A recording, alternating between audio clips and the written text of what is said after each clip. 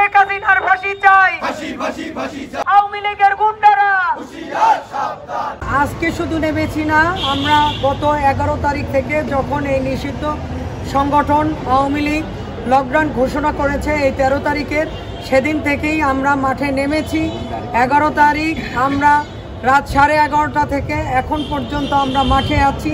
আমরা সারা রাত কাজ করেছি এবং প্রতিটা ওয়ার্ডে ওয়ার্ডে গলিতে গলিতে আমাদের নেতৃবৃন্দ সংগঠিত হয়ে এই আওয়ামী লীগের কোনো প্রেতাত্মারা যেন মাথাচাড়া দিয়ে না উঠতে পারে সেজন্য তাদেরকে প্রতিহত করার জন্য মাঠে ছিল। এখন পর্যন্ত আমরা মাঠে আছি এবং ইনশাআল্লাহ আমরা মাঠে থাকব।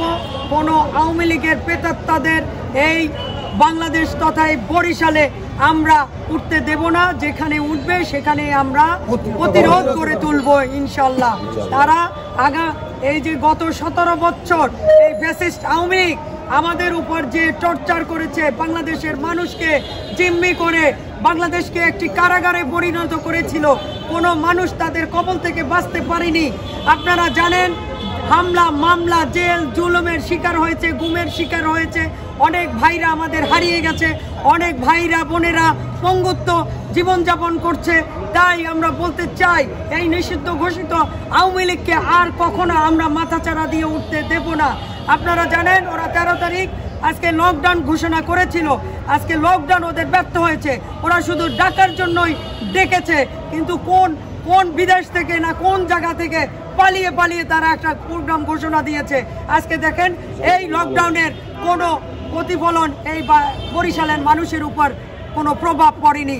আপনারা জানেন আমরা মাঠে আছি, মাঠে থাকবো ইনশাআল্লাহ। জাতীয়তাবাদী দল এই মাঠে থাকবে, বরিশাল মহানগর বিএনপি মাঠে থাকবে, আমরা মাঠে আছি, রাজপথে থাকবো ইনশাআল্লাহ। শৃঙ্খলা বাহিনীর তৎপরতা রয়েছে। কাল রাত্রে আমাদের সাথে তারা ছিলেন, এর আগেও আমরা দেখেছি তারা মাঠে ছিলেন।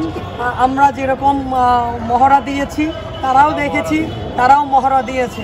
কালকে একটা ঘটনা ঘটেছিল আমাদের সামনে, কিছু ছেলে পেলে একটা ব্যানার নিয়ে চেষ্টা করেছিল, আমরা তাদেরকে ধরে পুলিশের হাতে দিয়েছি। এখন পুলিশ সেটাকে তাদের জিম্মায় দিয়েছি। এখন পুলিশ তারা কি করেছে আমরা জানি না, কিন্তু আমাদের রাতে এটা ঘটেছিল। রাত তখন 1:45 মিনিটে এই ঘটনা ঘটার মানে তারা বের হওয়ার একটা চেষ্টা করেছে। সারা বাংলাদেশে এই যে এগুলো প্রতিহত করব আমরা সারা বাংলাদেশেই কিন্তু আমরা প্রতিরোধ গড়ে তুলেছি এবং তারা বিচ্ছিন্নভাবে ঢাকায় 2-1টা জায়গায় আমরা শুনেছি, কিন্তু কতটা সত্যতা আছে আমরা জানি না। কিন্তু আমাদের বরিশালে কিন্তু এরকম কোনো ঘটনা ঘটেনি, আপনারা দেখেছেন, এবং আগামীতেও কোনো ঘটনা ঘটবে না ইনশাআল্লাহ।